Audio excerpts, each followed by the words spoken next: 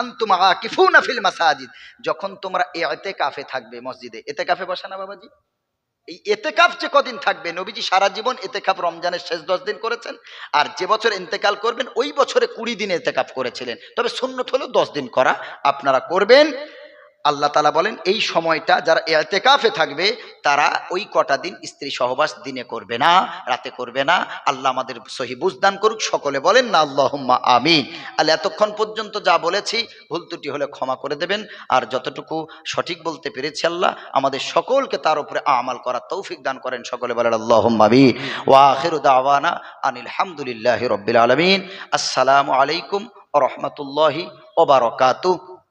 কথায় যদি কেউ দুঃখ পান বাবাজি আমাকে ক্ষমা করবেন, কারণ আমি আহলে হাদিসের বিরুদ্ধে সব জায়গায় বলি, এখানেও বলেছি, তবে সব আহলে হাদিসের বিরুদ্ধে বলিনি। যারা আহলে হাদিসের বিনম্র ভদ্র আলেম